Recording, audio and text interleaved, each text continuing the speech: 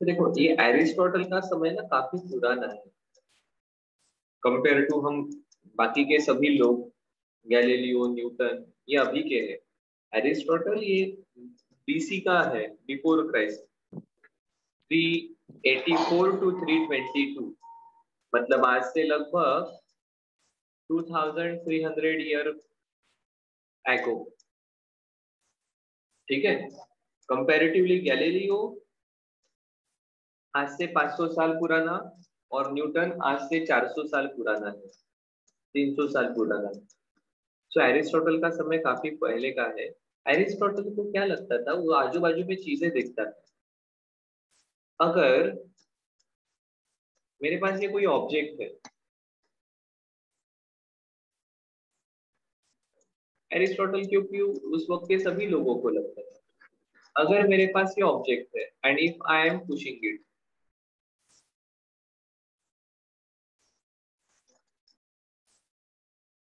ये कब तक आगे जाते रहेगा? जब तक मैं इसको धक्का मारूंगा तब तक। सही है।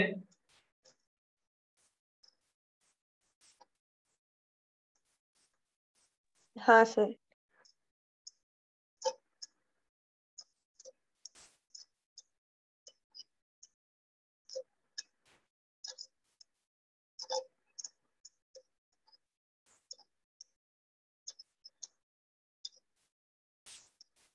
वो छोटे बच्चे गाड़ी गाड़ी खेलते हैं,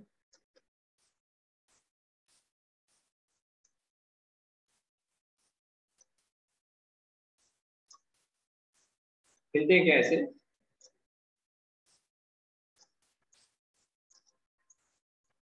इनकी गाड़ी जब तक ये खींच रहा है तब तक आगे जाएगी, उसके आगे गाड़ी आगे जाना बंद हो जाएगी। ठीक है। सो ये ऑब्जेक्ट की मोशन कब तक होगी? जब तक हम उसको धक्का मार रहे हैं या खींच रहे हैं तब तक। सो अगर हम धक्का नहीं मारेंगे, अगर हम खींचेंगे नहीं, तब उसकी मोशन रुक जाएगी। इसलिए उसको लगा कि मोशन के लिए फोर्स जरूरी है। क्या लगा उसे? Force is required for motion. और ये एरिस्टोटल ने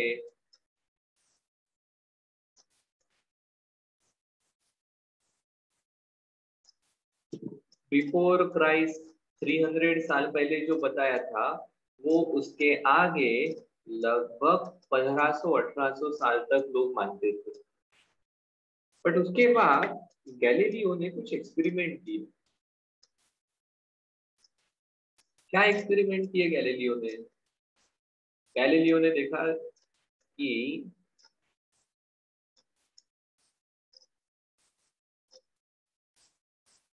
अगर इस प्रकार से स्लोप है,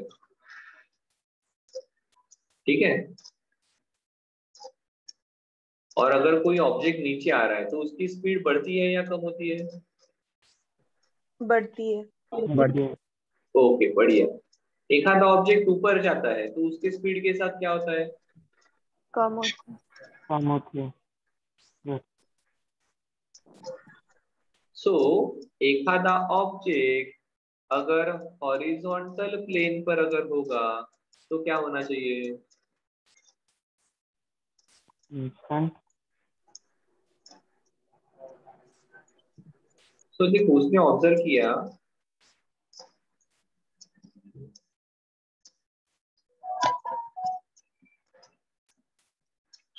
speed increases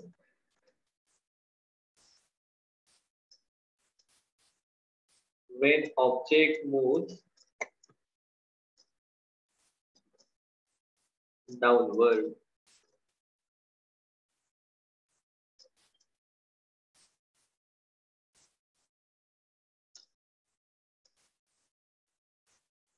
Speed decreases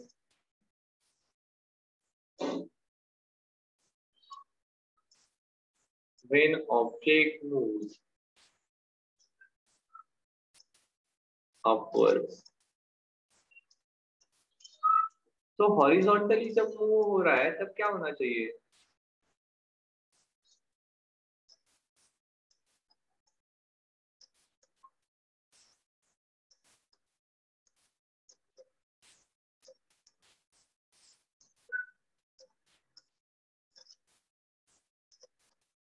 sir constant. Constant speed. Constant. पर मोशन के लिए तो फोर्स चाहिए, ऐसा सब लोग मानते थे। रेस्ट। एक मिनट रुको।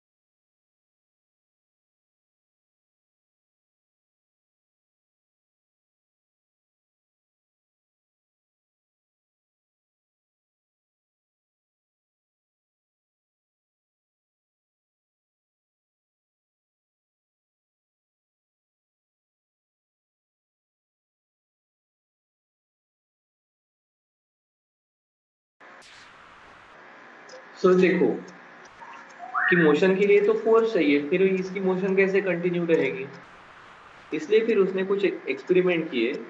एक एक्सपेरिमेंट था इस प्रकार से, उसने पॉलिश्ड कंटेनर लिए ऑफ द शेप ऑफ कढ़ाई। ठीक है, उसे ध्यान में आया अगर ये पॉलिश्ड है तो जिस हाइट से हम रिलीज करते हैं, जिस हाइट से हम रिलीज करते हैं उसी हाइट पर इसने जाकर रुकना चाहिए। ये जाकर रुकता है, रादर देन रुकना चाहिए, ये रुकता है। ठीक है,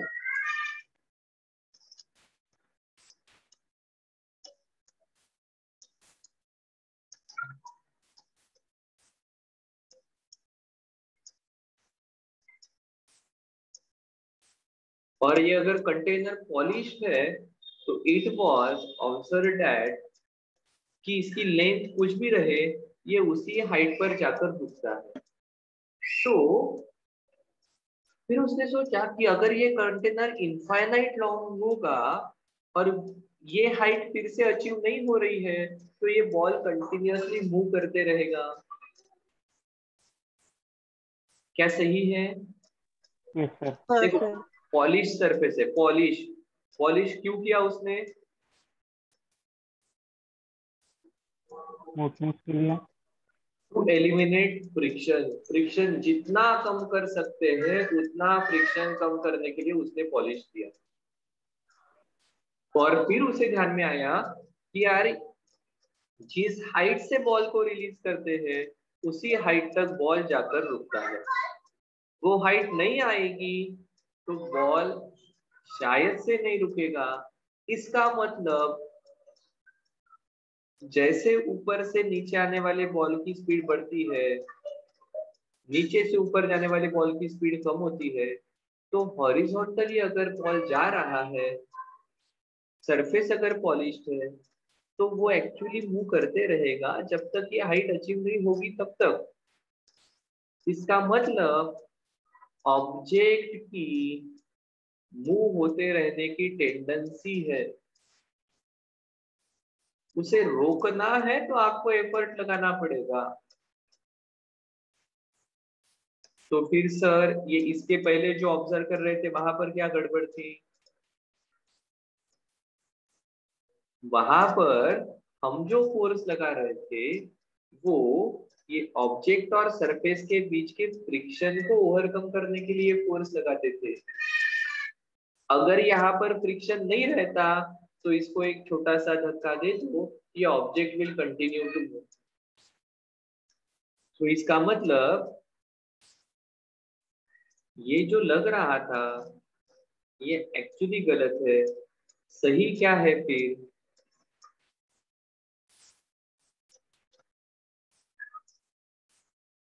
force is required to overcome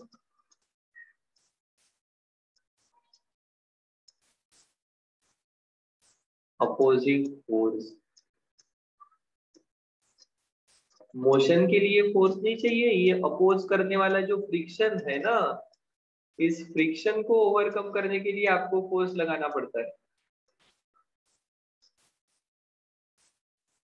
ये तो ऑब्जेक्ट की टेंडेंसी है कि वो अगर मूव कर रहा है, वो ऑब्जेक्ट अगर मूव कर रहा है तो उसकी मूव करते रहने की टेंडेंसी रहेगी। अगर वो रेस्ट पर है तो उसकी रेस्ट पर रहने की टेंडेंसी रहेगी। सो बेसिकली ऑब्जेक्ट की टेंडेंसी रहती है टू मेंटेन इट्स स्टेट, ठीक है। एंड इस प्रॉपर्टी को कहा है inertia.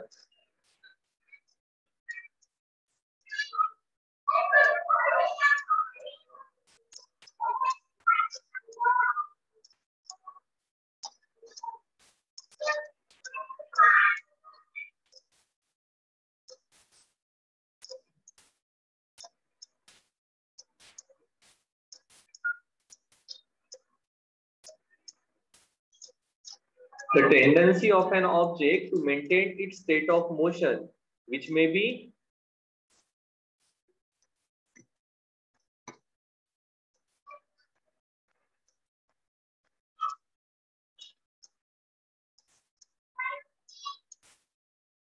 state of rest or state of uniform motion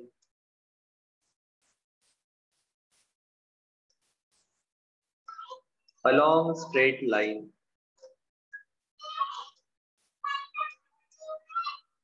ठीक है, is called as, इसको क्या कहेंगे, इनर्शिया। ठीक है, तीन प्रकार का इनर्शिया रहेगा बॉडी को।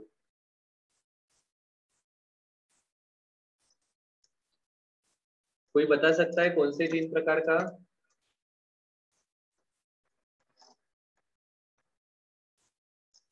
inertia of motion, हाँ inertia of rest, हाँ, inertia of direction.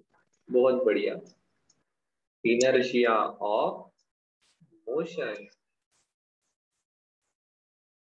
inertia of rest and inertia of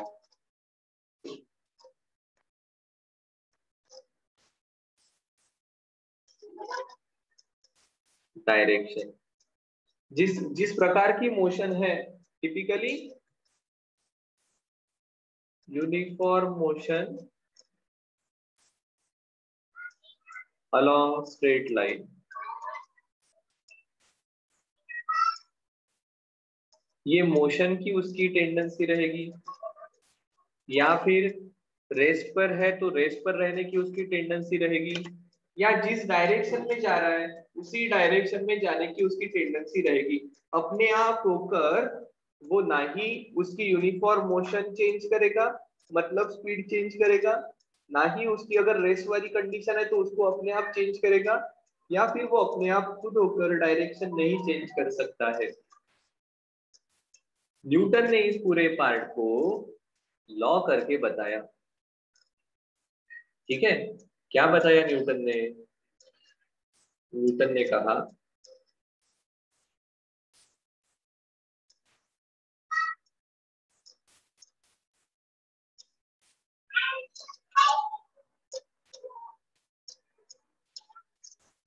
Newton's first law of motion या लॉ ऑफ इनर्शिया। क्या कहता है ये? Every object continues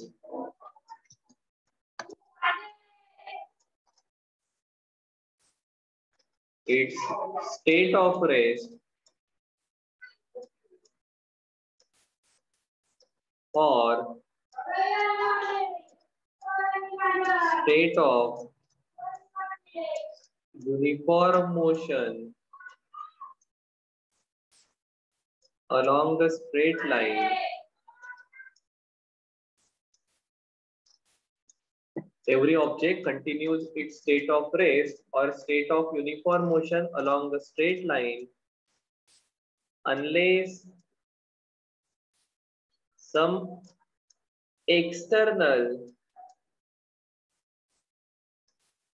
unbalanced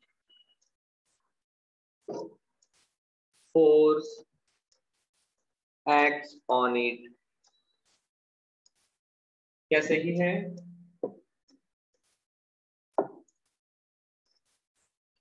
Is it clear? Yes, sir. ठीक है, ये न्यूटन का पहला लॉ है. This law is also called as law of inertia. So basically इनका कहना ऐसा ही है, न्यूटन का कहना इतना ही था. If you want to change state,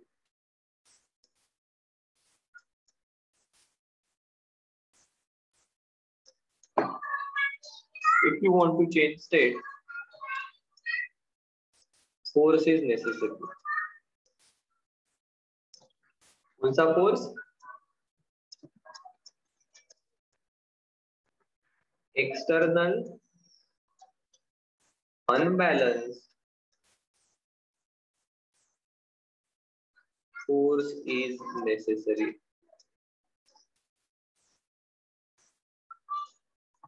ठीक है? By the way, what do you mean by balanced force and unbalanced force?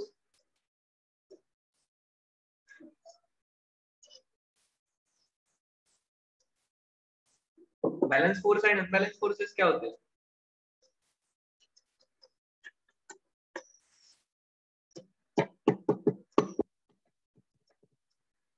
बोलो.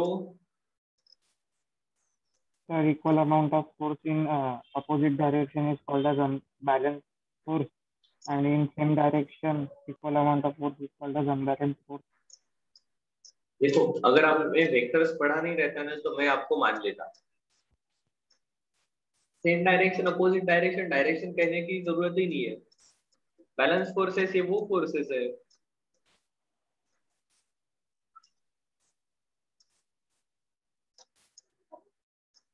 नेट फोर्स कितना होना चाहिए?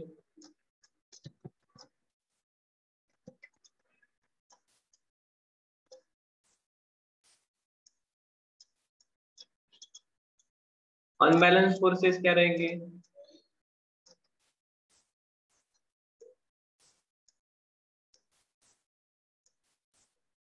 Net force is not equal to 0.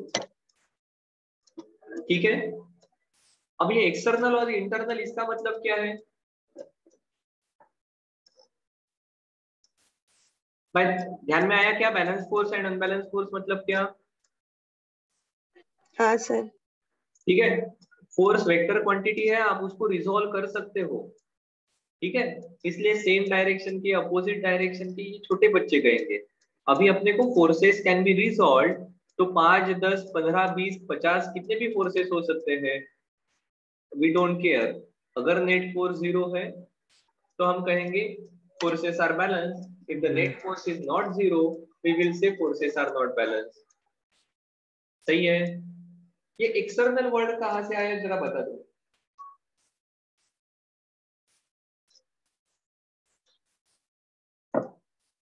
क्या यूनिवर्सल लॉ ऑफ ग्रेविटेशन याद है? Yes, sir.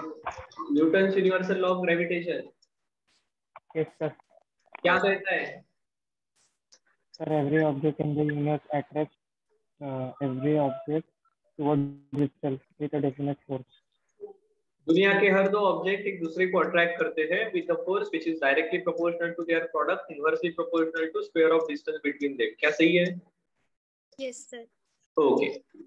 So when I am considering the body, अगर आपकी ही body consider कर ली तो क्या आपके हार्ट और ब्रेन में अट्रैक्टिव फोर्स रहेगा?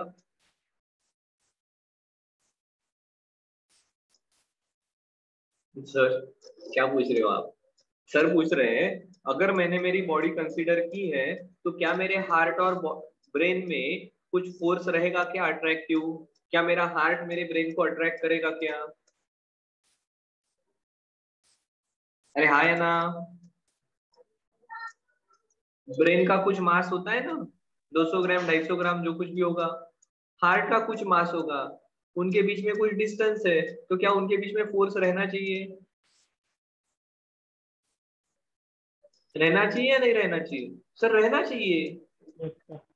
ठीक है, मेरे लंग्स और मेरे किडनी में फोर्स रहना चाहिए, रहना चाहिए। मेरे बोन्स और मेरे ऑर्गन्स में फोर्स रहना चाहिए, डेफिनेटली रहना चाहिए। तो क्या इनके कारण मोशन नहीं होती है क्या? सर ये हम जिस बॉडी को कंसीडर कर रहे हैं ह्यूमन बॉडी, उसके इंटरनल फोर्सेस है।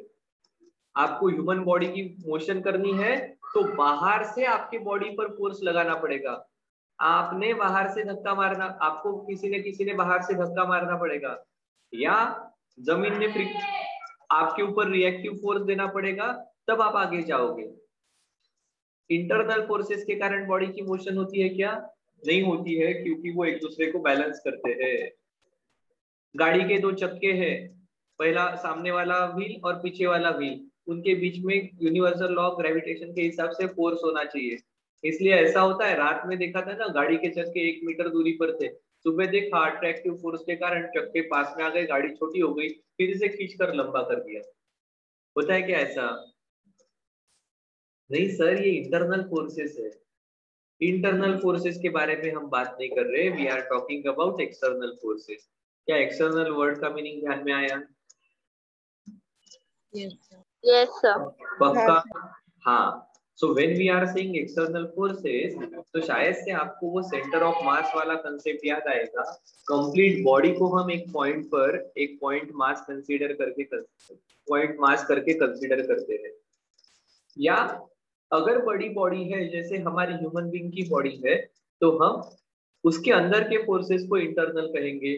बाहर से लगने वाले फोर्स, किसी ने जोर से बॉल फेंक कर मारा है, those forces will be considered as external forces।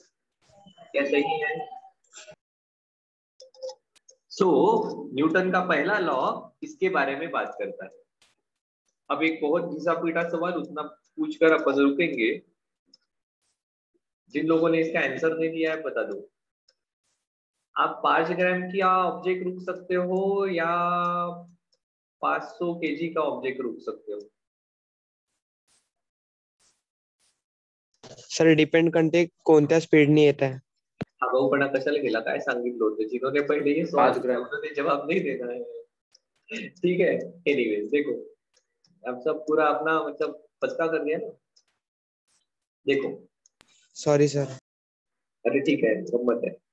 मेरे पास बुलेट है, बुलेट का मास 10 ग्राम है, पर क्या हम उसको रोक सकते हैं क्या? No sir. नहीं रोक सकते। पर वही आपका दोस्त साइकिल से आपकी तरफ आ रहा है, ठीक है, तो आप उसको हाथ से या दोनों हाथों से मिलकर आप उसे रोक सकते हो। वही एक ऑब्जेक्ट है जो आपके तरफ 1500 मीटर पर सेकंड से आ रहा है, आप उसको आराम से रोक दोगे, because it is oxygen molecule, because it is hydrogen molecule. पर वही आपकी तरफ 1 मीटर पर सेकंड से आने वाले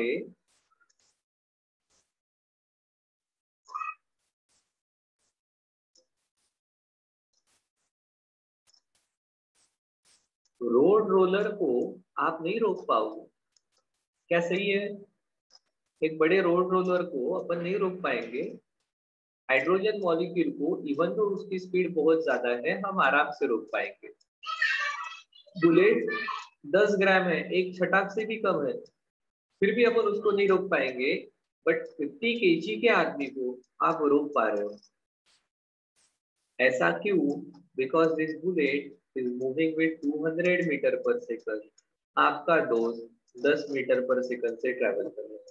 ये हाइड्रोजन मॉलिक्यूल का मास ये बहुत बहुत छोटा है, 10⁻⁻27 इतना, इसका मास कुछ 1000 kg रहेगा।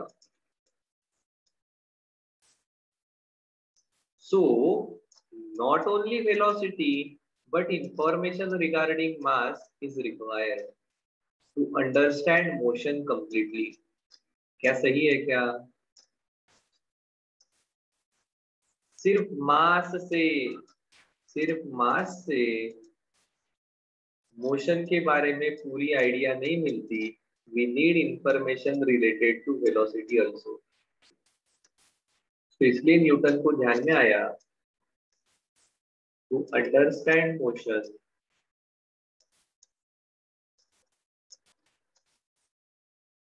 in proper way, only mass or only velocity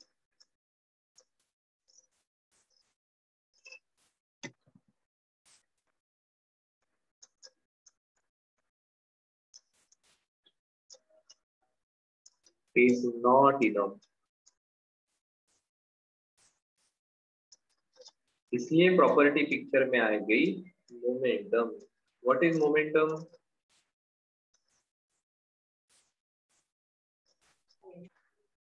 the product of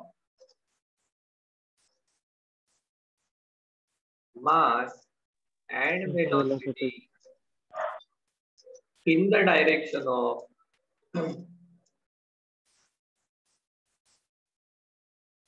velocity is called as momentum. इसको डायरेक्शन है, मतलब ये स्केलर रहेगी या वेक्टर? वेक्टर। और दिया जाएगा मोमेंटम छोटा p equal to mass into velocity. जो वेलोसिटी की डायरेक्शन रहेगी वही मोमेंटम की डायरेक्शन रहेगी। यूनिट मास मतलब kg, वेलोसिटी मतलब मीटर पर सेकंड। क्या सही है?